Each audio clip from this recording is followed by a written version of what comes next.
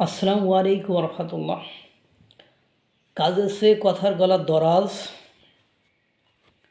ভাষা জ্ঞান না থাকা, একটা পড়াশোনা বিবর্জিত মানুষের হাতে যখন মাইক্রোফোন দেওয়া হয়, তখন পরিবেশ পরিস্থিতি ঘোলাটে ঘোলাটে ঘোলাটে আরও ঘোলাটে হয়ে যায়। এবং সম্প্রতি ওই যে একটা কথা আছে আমাদের এলাকায় ভাষায় এটা বলে, আগে দৃষ্টিধারী তারপরে গুণ বেচারি। কিছু কিছু মানুষ আছে, তাদের মহান আল্লাহ তাআলা বলেছেন কারো চেহারা ইজ্জত এগুলো নিয়ে কথা না বলতে। এই জন্য বলি না, বলার চেষ্টাও করি না। কিন্তু কিছু কিছু মানুষের মুখের ভাষা দেখলে বোঝা যায় যে তার মুখের চেহারার সাথে অনেকটা ভাষার অনেকটা মিল আছে, গভীরতার ভেতরে পৌঁছেছে।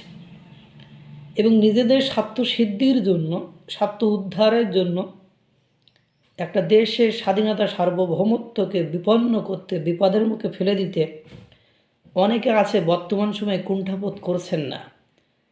মানে তাদের বিহেভিয়ার, তাদের কথা বলার বাচনভঙ্গি, তাদের চলা ফেরা, ওঠা বসা, তাদের কর্মকাণ্ড মানে এমন একটা চরম লেভেলের জায়গায় পৌঁছাইছে যে বাংলাদেশের স্বাধীনতা সার্বভৌমত্বটাকে নষ্ট করে একটা বিচ্ছিন্নতাবাদী একটা গ্রুপ, একটা এই মানে নানান তাল পজিশন থেকে, যাতে করে বাংলাদেশটা পাকিস্তানের মতো হয়ে যায় যে সবসময় যারা ঘুরতে হবে, জীবন হাতে করে নিয়ে ঘুরতে হবে, হয়তো বা আজ বেলুচিস্তান, কালকে খাইবার পাখতুন, টিটিপি মানে টিএলপি, এরকম মানে নানান তাল গ্রুপ, আজাদ কাশ্মীর, প্রতিবেশী দেশ, তারা যে কোনো সময় আমার উপর আক্রমণ করে আমাকে শেষ করে দিতে পারে।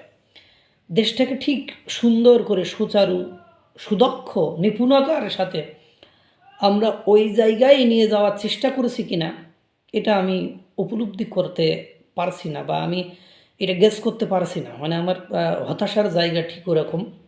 ইতিমধ্যে আপনারা জানেন যে ভারত বাংলাদেশের হাইকমিশনকে ডেকেছে, তলব করে তাকে সবক দিয়েছে বা তাকে বুঝিয়েছে যে এই ধরনের কর্মকাণ্ডগুলো করো না, এটা ঠিক নয়, এই বক্তব্যগুলো ঠিক নয়, সরকার কি পদক্ষেপ নিচ্ছেন। যদিও সরকার দায়ী সারা একটা বক্তব্য দিয়েছে।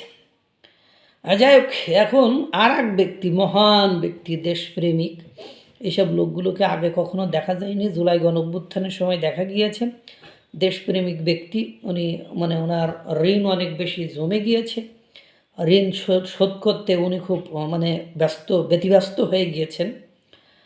ঋণ শোধ করার যে পলিসি, তাতে করে দেখা যায় ঋণ তো শোধ সাথে সাথে জীবনও শেষ হয়ে যায় কিনা আমাদের, মানে ওনাদের না আমাদের। মানে কারণ হলো আমরা তো দেখেছি যে নেতাকর্মীরা ঠিকই বিদেশ পালিয়ে যায়, নেতাকর্মীরা ঠিকই এসি রুমে বসে থাকে, আমাদের মতো সাধারণ জনগণের নাবিশ্বাস বের হয়ে যায় বা আমাদেরকে বিপদে পড়তে হয়। যেমন আজকে একটা রিপোর্ট দেখলাম যে আফগানিস্তানে 2 কোটি মানুষ মানে চরম দারিদ্র্য সীমার নিচে বসবাস করছে, তারা খাদ্য সংকটে ভুগতেছে।